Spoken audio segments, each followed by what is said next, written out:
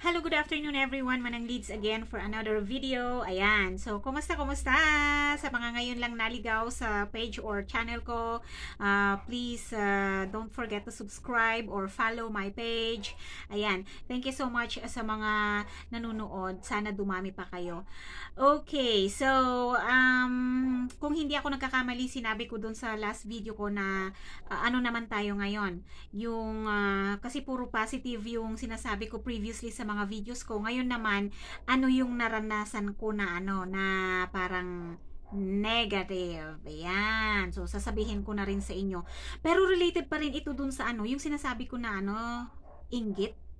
Related pa rin ito, guys. Ayan. Ganito kasi yun. Nung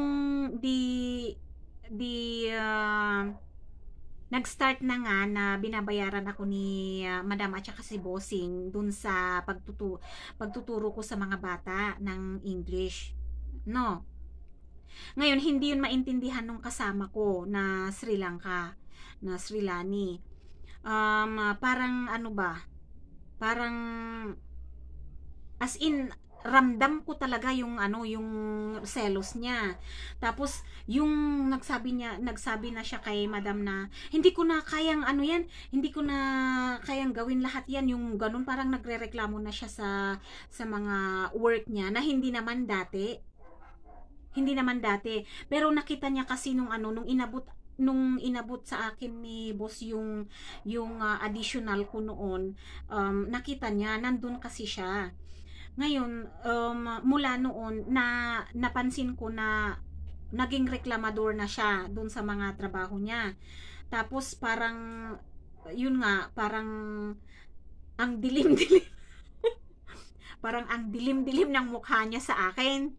Yun. So, naalala ko yung mga sinasabi ng mga yung friends din natin na mga ex abroad na mag-ingat ka sa naiinggit na kasama. Yun. Lagi ko naalala ko yun. So, parang magwa 1 month na yata na ganun. Nung mula noong nakita niya yung additional na ibinigay sa akin ni boss. Yun. So, kinausap ko si Madam ko noon. Sabi ko, Madam, gustong-gusto ko naman yung additional na binibigay nyo sa akin. Kasi feeling ko naman deserve ko yun dahil sabi ko tinype ko sa translator na feeling ko naman deserve ko yun, ma'am, kasi gagawin ko naman talaga yung gawain ng yung tutorial talaga ba. Kasi may libro sila eh. May libro sila. Tapos sabi ko, tapos ilan pa sila? 4, sabi kong ganun. Sinabi ko yung rate dito sa Pilipinas na ano, yung rate ng academy na ano, although hindi ko pa nga alam kung magkano ang rate ng academy noon. Ang alam ko lang yung ibinabayad sa akin noon. Pero syempre, for my security din, syempre maging wais naman ako. Nagsabi ako ng amount talaga kung magkano yung parang running price ng tutor dito sa Baguio, kasi nga syempre naranasan ko.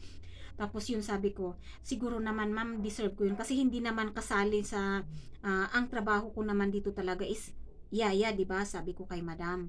Kasi teacher yun, maiintindihan niya. Pero willing akong gawin yan kasi feeling ko naman kaya ko, sabi ko. Pero hindi naman ibig sabihin na libre. Hindi ko naman sinasabi na bayaran nyo ako ng katulad ng bayad talaga sa nagtututor dito. Kasi yung anak ng kapatid ni Madam, nagpapatutor talaga yun sa ano, Egyptian yung tutor nila na pumupunta doon sa bahay nila mismo. Tapos ang mahal daw ng singil. Tinatanong ko kay Madam, ayaw niyang sabihin kasi baka akala niya na sisingilin ko din siya ng ganon. Pero sabi ni Madam, wajid fulus daw, maraming pera daw ang hinihingi nun. Pero Egyptian yung tutor na pumupunta dun sa bahay ng kapatid niya para mag-tutor sa mga sa mga bata dun.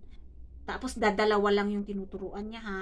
So tinry kong tinanong kay ma'am, ayaw niyang sabihin. Ay, hindi ko na inulit kasi ano naman pakialam ko dun.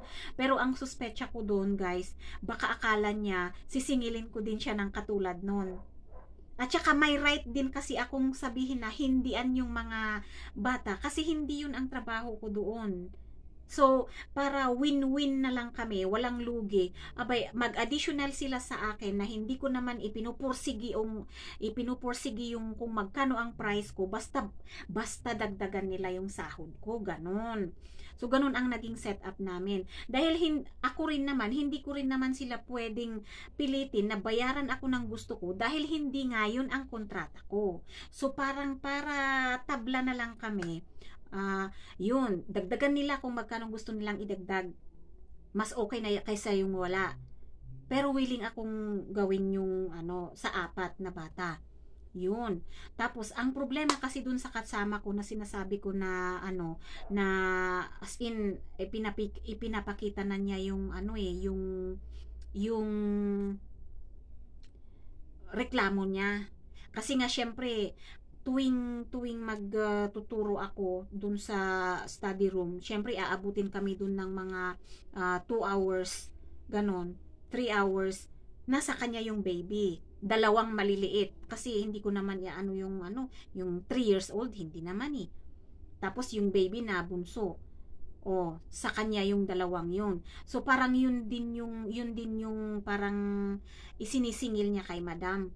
Kaya lang sabi wais din si madam dahil alam niya kasi na-observe din naman kasi niya na tinutulungan ko naman siya dati. Noon pa man, tinutulungan ko siya dun sa trabaho niya kapag wala yung pag naghatid na ako sa school, yung 2 maliit na lang naiiwan sa akin, pag tulog ang mga yan, tinutulungan ko siya sa trabaho niya. Yung pagtutupi, malaking tulong yun. O, di ba? Yung pagsasampay.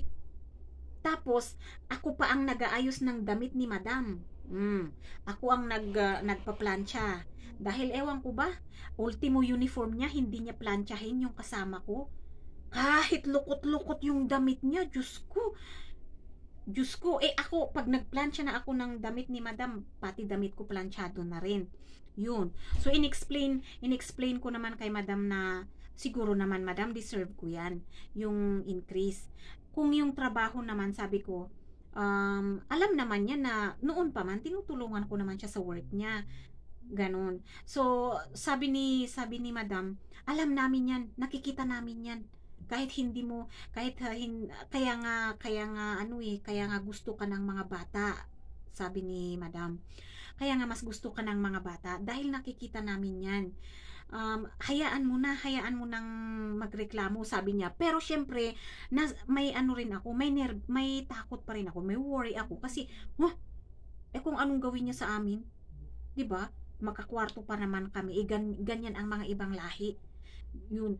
So, ang ginawa ko na lang, hindi ko naman sila, kasi sabi ko kay madam, hindi ba pwedeng parang bigyan na lang din ng konting dagdag din. Sa sabi ni madam, ay hindi sabi niya.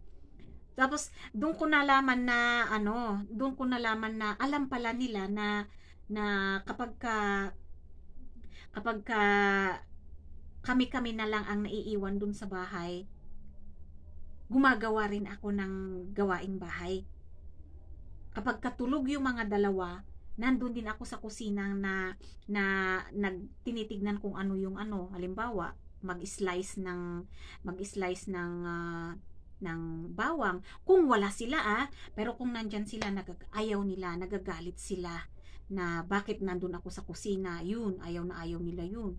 Kaya pumupunta lang ako dun sa kusina kung wala sila boss at saka si madam. Yun. So, nung ganun na nga, parang napansin ko na dinadabugan na ako, ganun. Syempre, hindi na rin maiwasan na parang medyo matakot na ako, mag-worry ako kasi marami rin akong nababalitaan na alam niyo yung nagtatraidor na kasama, natutulog ka tapos bigla ka na lang sinaksak, ganun. Yun. As in, sa totoo lang guys, masaya ako dun sa increase sa dagdag sahod ko noon, pero sobrang kaba ko naman dun sa kasama ko. So, ang ginawa ko nga guys, kapag ka ganon, um, pagka may binibili ako, pag pumupunta kami sa labas, yun, binibilhan ko na lang din siya na kahit pa ice cream lang dyan. Yung ipakita mo lang na ano, na kahit pa paano may concern ka rin sa kanya. Yun. Tapos yun nga yung sinabi ko nung last, na kapag may mga pinupuntahan kami na mga party, hindi siya binibigyan ni madam ng pagkain. Binibigyan ko siya talaga. So siguro dahil doon, mga ilang ano lang, parang okay rin lang naman, although parang nabawasan yung nabawasan yung pakikipag-usap niya sa akin, na parang nandun pa rin, makikita mo pa rin yung sama ng loob siguro or inggit siguro, pero at least sa mga ginagawa ko na pagbibigay naman ng halimbawa yun nga, sa pagkain, kasi ang hirap kaya pupunta ka dun sa party tapos wala kang kain.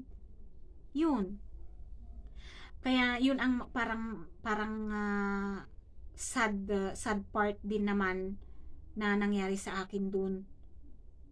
Yung ang hirap pala kapag makaramdam ka ng takot. Hindi yung amo or hindi yung mga employer mo, hindi yung mga alaga mo ang kinatatakutan mo, kundi yung kasama mo. Kasi nga siyempre, ang dami-dami nating nababalitaan din na yung tinatraidor ng kasama, yun. Kaya ilang months ko rin na parang yun, kasi as in kitang-kita ko talaga yung sama ng loob nung kasama ko. Pero hindi niya naman ako pwedeng sisihin ng husto, kasi sila boss naman yung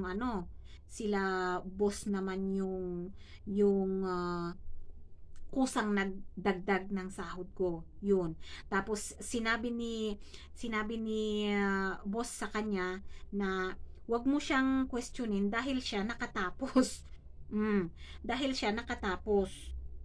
Tapos iba yung trabahong nadagdag sa kanya. Hindi na trabahong yaya, sabi niya. Kasi attorney yun. Yun ang inexplain niya dun sa Sri Lanka na kasama ko. Kaya siguro hindi niya tawag nito, hindi niya maisa puso yung sama ng loob niya, kasi wala nga siyang magagawa, dahil totoo naman yung explanation ni boss na hindi mo siya mako-question, dahil kaya naman niyang ibigay yung kailangan ng mga bata na hindi mo kayang gawin, at ikaw na lang sana ang gagawa, sabi ni boss sa kanya. Di ba? Kaya kayo, kung may mga skills kayo, alagaan niyo 'yan. Hindi naman porke kahit naman undergrad kayo ng college, kung kayang-kaya niyo naman yung mga, lalong-lalo na kung elementary pa lang naman yung mga alaga nyo, kayang-kaya nyo siguro yan. Kaya baka pwede nyo ring gawin yung nangyari sa akin. Yun. Kaya ko sinasabi lahat ito, baka sakaling makakuha kayo ng idea.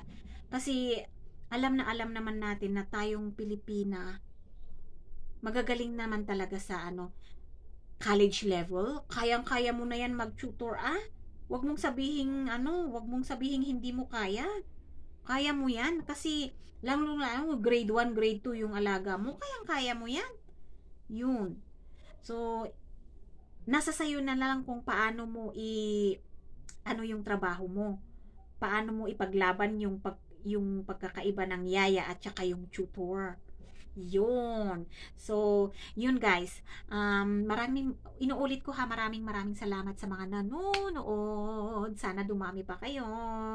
Sa YouTube channel ko, please don't forget to subscribe. And sa page naman, Facebook page, please don't forget to follow and like. Ayan. Bye-bye. Ingat-ingat.